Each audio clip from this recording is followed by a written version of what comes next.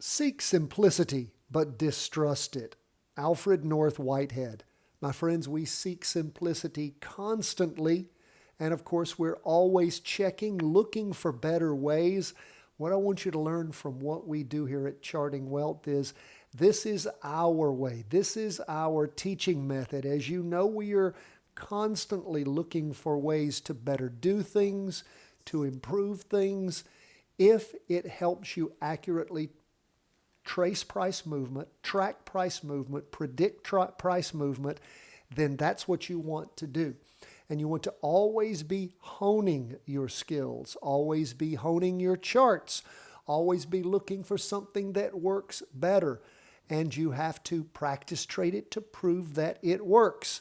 Now, the best thing that we have found to date is using these simple Heikin-Ashi candlesticks, using a simple volume measure. Average volume is the black line down here, and of course our weekly trend line, and we balance everything on that, and we trade on the weekly chart. And look at how beautiful this weekly chart is on the S&P 500. Red to green to red to green, and the jumping in point gives you plenty of time to find the trade. Does it always work? No. Here we go. There's a place. I've gone back, 5 or 6 potential trades. There's one that popped up and then rolled over, but you could have gotten right over in this one and ridden it down. So again, one reason we have, and I think I'm putting in this the success multiplier formula training at the end of today's video. If you are a subscriber, I'm sorry, it's going to be in the notes. So if you're a subscriber, it'll be in your email. If you're not a subscriber, for free at chartingwealth.com, you're not getting these daily trainings. So I want you to have that one. That's very helpful. Lots of good stuff that we put out on a daily basis, and we so appreciate our Patreon members who help underwrite the cost of the channel. If you appreciate what we do and you've never supported us, shame on you. The things you support tend to stay around. If you're getting a lot from here, then of course, bless us with your patronage. Now let's jump into these charts. We see the S&P 500 barely up for the day. What are you seeing here? Well, of course, you're seeing over these latest 3 two-day candles and many of the half-day candles, you're seeing where things moved up and they've slowed down. Now, have they turned over yet? Don't have a red candle here, but we do see things slowing. So we are paying close attention to what's happening. If we start violating the weekly trend line on the half-day chart, that'll be a warning signal. Same thing on the 2-day. And then if we see, of course, a red candle forming here or a doji like we see here, that tells us a lot that the trend may be changing. Now, we're just into Tuesday. So Wednesday, we'll be watching. This candle could still go from green to red. If it does, going to be telling us a lot. That's why you got to tune in every day. You've got to practice every day. You got to pay attention every day. Let's move on to the Qs. Down 0.64%, even more so with the Qs. Look at this. Just barely above the weekly trend line on that half-day chart. Same on the 2-day chart. Look at that red spinning top. Red spinning top at the end of the day on both the 2-day and on this half-day, which represents Monday and Tuesday. So that candle's finished drawing. Paying close attention to that. What about where we are with 20-year bonds? Up a little bit, 0.21%, but look at where things have bounced off over and over and over again on this purple line. It's like a ceiling here, isn't it? Are we going to penetrate this, or are we going to go to red? Look at where we're sitting there on the weekly trend line on this half-day chart, just sitting there. Is it going to penetrate through it, carry with it the 2-day, and then rotate over this weak candle into a red candle for the weeks out? Could be doing that. If it does that, okay, we'll be looking to follow that. Again, pay attention, keep an eye on things. Let's see where things are going. Let's look at gold. Gold up some for the day, 0.63%, but not hitting last week's high. We do have a green candle.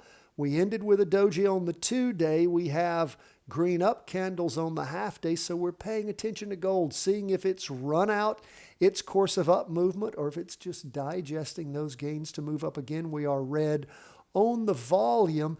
And I've showed you guys before, I'll show you again. Where do we come up with that red volume figure? If we go to settings on volume, you will see that, of course, we have our MA. That's our moving average. Length is 20 periods. So if you're on the weekly chart, 20 weeks, 2 day, 40 days, half day, of course, it's 10 days. And again, that's just 20 of those time periods. Now, if we go to style and then to visibility, no, I guess it's under style here. There it is right there. Volume, we can see where it's set. That's the moving average color. I'm missing something here. Color based on previous close. I was right there at it. It's under inputs. Now, if I take that away, I want you to look right here. When I click that out, you will see it goes to green. That means you're just following the candle color. I've changed it up a little bit, and I want it to follow the previous close. So you see when it goes to red is showing you that it's negative towards the previous close there. So it just gives us, again, a little heads up, a little warning. Doesn't mean you're pulling out of a trade, but it might give you a warning that things are potentially turning around. Doesn't mean it always is, but I like just not to have it exactly the same color as the candle. So keep that in mind. So that's where we are with gold. Lastly, look at Bitcoin moving up again, 3.08%, reaching a higher high. It just slid along, sort of digesting those gains, and it's starting to pop up again. Why don't we take a look as far as Bitcoin goes? We'll blow this chart up. And we can see again where Bitcoin is moving up. We can see where that real down move went back in mid-June of last year, and it is popping up. So again, Bitcoin slowly but surely trying to move itself along. Again, I'm hoping that we're going to see in the not too distant future Bitcoin having maybe a pullback and resetting and giving us a series of candle movement that looks a lot more like the S&P 500, going from red for a while into green for a while into red for a while, with the ability to jump in and feel comfortable about being able to read a chart. We're not seeing that so much in Bitcoin. We'll see things shoot up quickly, slide sideways, bow down, and then pop up again. And that's only recent. You can look over here where they'd pop up and go down, pop up and go down. Maybe not even pop up at all, but just sort of slide sideways. So we want to see Bitcoin starting to develop more and more like a real chart before we start practice trading it again like we were successfully doing in the past. That's where we are, folks. Thank you so much for being with us. I always love to hear from you. CW@chartingwealth.com.